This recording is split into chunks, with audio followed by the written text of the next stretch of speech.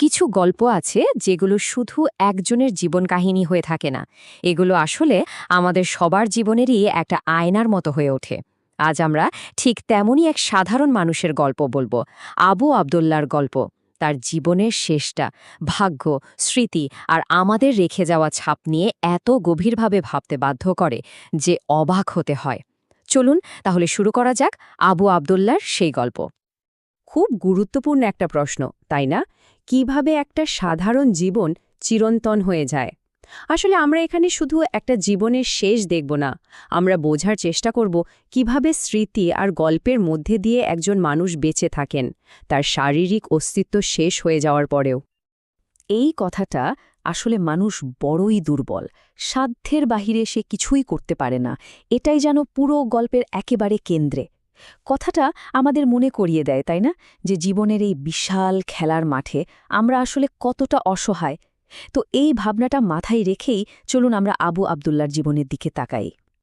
আচ্ছা, তো গল্পের এই প্রথম পর্বে আমরা আবু আবদুল্লাহের সাথে পরিচিত হব, জানার চেষ্টা করব তার কাঁধে চেপে থাকা সে বিশাল বোঝাটার কথা, যেটা তিনি সারা জীবন ধরে বয়ে বেরিয়েছেন একদম নীরবে। তো আবু আবদুল্লাহ বয়স ৫০-এর কোঠায়, জীবনের ভাঁড়ে একদম জর্জরিত একজন মানুষ। শহরের এই যান্ত্রিক জীবন, এর তিক্ততা, সবকিছু মিলিয়ে তিনি ছিলেন ক্লান্ত, আর তার উপর ছিল পরিবারের ভরণপোষণের বিশাল এক দায়িত্ব, যেটার ভারে তার শিরদাঁড়াটাই যেন নুয়ে পড়েছিল। বলা যায় তার জীবনটা ছিল উদ্বেগ আর না পাওয়ার এক লম্বা গল্প। তার কাঁধের বোঝাগুলো ঠিক কী রকম ছিল দেখুন, সব সময় একটা আর্থিক সংকট লেগেই থাকত, পরিবারের ভারী দায়িত্ব তো ছিলই, সাথে ছিল একটা জীর্ণ রোগা শরীর, অনেক দিন ধরে বুকে একটা ব্যথা ছিল, দৃষ্টিশক্তিও কমে আসছিল, আর মনটা সবসময় দুশ্চিন্তায় ঢাকা থাকত। মানে এই সব কিছু মিলেই ছিল তার জীবন, আর এই সব কিছুই তাকে যেন ধীরে ধীরে একটা শেষের দিকে ঠেলে নিয়ে যাচ্ছিল। এবার আসা যাক গল্পের দ্বিতীয় পর্বে, তার জীবনের শেষ দিনটায়।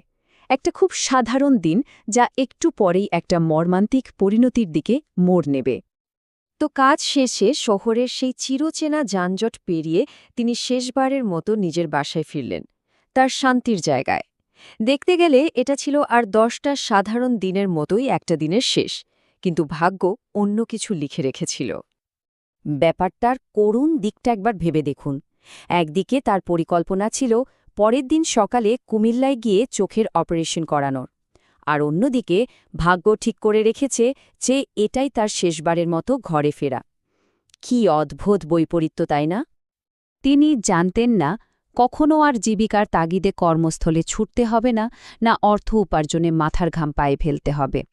মানে তিনি তো জানতেনই না যে তার এই কঠিন সংগ্রামের জীবনটা শেষ হতে চলেছে, আর কোনোদিন তাকে রোজগারের জন্য ছুটতে হবে না, কারণ তার ছুটির সময়টা চলে এসেছিল তার নিজেরই অজান্তে।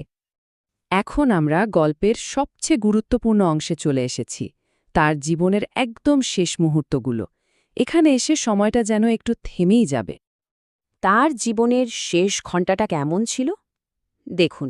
রাত 11:05 তিনি কুমিল্লায় তার শ্যালককে ফোন করে অপারেশনের ব্যাপারটা ফাইনাল করলেন। তারপর প্রায় 11:40 নাগাদ তিনি গভীর ঘুমে ঢলে পড়লেন, আর ঠিক 11:45-এ সেই শেষ মুহূর্তটা চলে এলো। সবকিছু খুব সাধারণভাবে ঘটছিল, কিন্তু শেষটা ছিল আকস্মিক।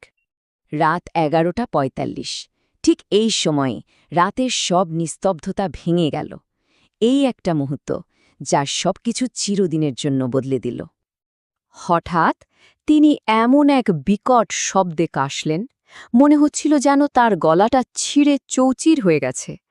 ঘর কাঁপানো সেই শব্দটাই ছিল তার জীবনের শেষ চিহ্ন। কিন্তু তার স্ত্রী যখন তাকে ছুঁয়ে দেখলেন, ডাকলেন, তখন আর কোনো সাড়া পাওয়া গেল না। ওই বিকট কাশির পরেই নেমে এসেছিল এক বরফ শীতল নীরবতা। সব শেষ। এ তো গেল ঘটনার কথা, কিন্তু এর পর কি হল? গল্পের শেষ পর্বে আমরা নিয়তির এই নিষ্ঠুর পরিহাসটা নিয়েই একটু ভাবব। পরদিন তিনি কুমিল্লা তো গেলেন, তবে আবু আবদুল্লাহ হয়ে নয়, বরং আবু আবদুল্লার লাশ হয়ে। এই একটা লাইনেই যেন পুরো গল্পের সারমর্মটা লুকিয়ে আছে। একবার ভাবুন তো, কি নিদারুণ পরিহাস! যিনি চোখের চিকিৎসার জন্য কুমিল্লা যাওয়ার প্ল্যান করছিলেন, তিনি গেলেন, কিন্তু জীবিত অবস্থায় না, তার লাশ হয়ে। অসম্ভব কষ্টের একটা জীবন, আর তার শেষটাও হল চরম অসহায়ত্বের মধ্যে দিয়ে। এভাবেই পৃথিবীর বুক থেকে আবু আবদুল্লাহ নামটা যেন মুছে গেল। কিন্তু মানুষ চলে গেলেও তাদের গল্পগুলো থেকে যায়, আর সেগুলোই চিরকাল ধরে প্রতিধ্বনিত হতে থাকে। আবু আবদুল্লার শরীরটা হয়তো নেই, কিন্তু তার গল্পটা রয়ে গেছে, আর এভাবেই সে অমর। শেষ পর্যন্ত এই প্রশ্নটাই তো থেকে যায়, তাই না? বিধাতার লীলা খেলা বুঝবার সাধ্য কার আছে? আবু আবদুল্লার জীবন আমাদের এটাই দেখিয়ে দেয় যে ভাগ্যের খেলা বোঝাটা আসলেই আমাদের সাধ্যের বাইরে। তার গল্পটা শেষ হয়, কিন্তু এই প্রশ্নটা আমাদের ভাবনার মধ্যে চিরকাল থেকে যায়।